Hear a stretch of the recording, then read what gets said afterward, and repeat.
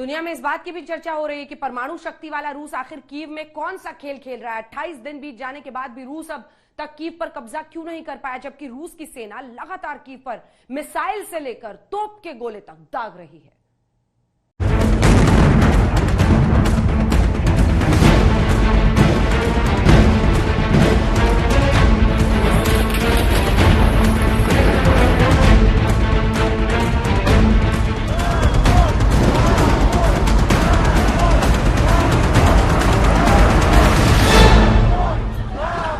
Kyiv संकट से घिरा हुआ जरूर है, लेकिन इस शहर पर 28 दिन बाद भी रूस का कब्जा नहीं हो पाया है। हवाई हमलों और मिसाइलों से शहर की सूरत बदल चुकी है।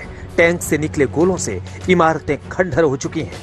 रूस की सेना अपना पूरा जोर लगा चुकी है, लेकिन कीव अब तक रूस के काबू में नहीं आया है।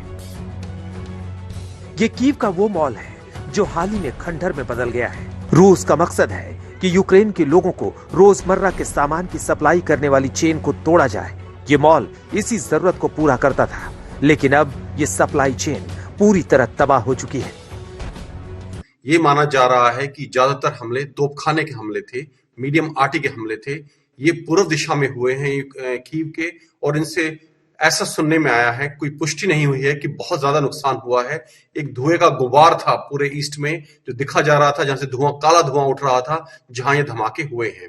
इसके अलावा जो खबरें आ रही हैं कि नॉर्थ ईस्ट में रूसी फौज आगे नहीं बढ़ पाई है, क्योंकि उनकी जो लॉजिस्टिक्स की प्रॉब्लम थी, जो उनकी स्टॉकिंग थी, वो उस प्रॉब्लम को अभी तक दूर नहीं कर पाए हैं। और अभी भी जो वहां रसद पहुंचनी थी, एम्यूनिशन पहुंचना था, स्पेयर पार्ट्स पहुंचने थे एक बड़े ऑफेंसिव के लिए, वो अब तक वहां नहीं पहुंच पाए हैं, ऐसा सुनने में आया है। जिसके कारण नॉर्थ ईस्ट में जो ब्रोवरी का एरिया है कीव के नॉर्थ ईस्ट में, वहां रूसी फौज कोई आगे नहीं बढ़ पाई है।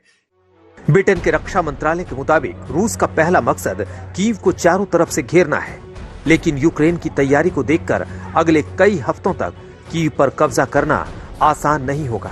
यूक्रेन के सैन्य अधिकारियों के अनुसार रूस की सेना कीव के उत्तर पश्चिम इलाके में एक बार फिर बड़े हमले शुरू करने वाली है, लेकिन यूक्रेन का दावा है कि इससे रूस को कोई फायदा नहीं होने वाला है। दूसरी तरफ रूसी रक्षा मंत्रालय ने दावा किया है कि रूसी सेना ने कीव से लगभग 30 किलोमीटर दूर माइकोलेवका में यूक्रेन के एक कमांड बंकर पर कब्जा कर लिया है, लेकिन अभी तक इसकी पुष्टि नहीं हुई है। लेकिन इस वीडियो को देखकर लगता है कि रूस कीव के बहुत नजदीक है। ये वीडियो यूक्रेन की राजधानी कीव के पास चल रही जंग का है। इस वीडियो में न रूसी सैनिक नजर आ रहे हैं और न ही यूक्रेनी फौज के जवान। इस वीडियो में फौजी पोशाक में ताबड़तोड़ हमला करते जो लोग नजर आ रहे हैं वो चेचन लड़ाके हैं। यूक्रेन पर रूसी हमले के बाद चेचन लड़ाके दोहरी भूमिका में हैं। चेचन लड़ाकों का एक बड़ा धड़ा भाड़े पर रूस के साथ यूक्रेन पर बम और बारूद बरसा रहा है। रूस ने मिसाइलों से भयानक हमले किए, रॉकेट लॉन्चर से एक बार में दर्जनों रॉकेट फायर किए, दर्जनों बम गिराए, लेकिन कीव को फिर भी नहीं जीत पाए। इसकी बड़ी वजह यह है कि यूक्रेन की सेना कीव की तरफ बढ़ रही रूस की सेना को सैन्य सहायता देने वाली सप्लाई चेन पर लगातार हमला कर रही है। इस बारे में रूस की रणनीति शुरुआती दिनों में ही फेल नजर आई।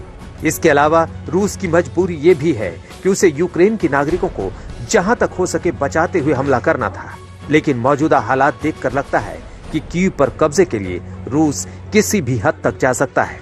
चौथी और सबसे बड़ी वजह है यूक्रेन की सेना का जबरदस्त पलटवार, और ये इसलिए मुमकिन हो पाया है क्योंकि यूक्रेन की टेरिटोरियल आर्मी पूरे जोश के साथ कीव के डिफेंस में जुटी है। कीव शहर जिस तरह बसा है, जिस तरह वहाँ सीवेज सिस्टम से जुड़े पाइप्स का जाल है, निप्रो नदी पर बने पुल हैं, उससे यूक्रेन को काउंटर अटैक में मदद मिलती है।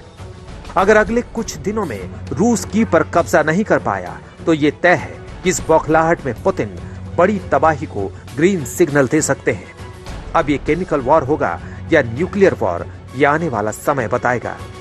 कीव से राजेश पवार के साथ आज तक ब्यूरो।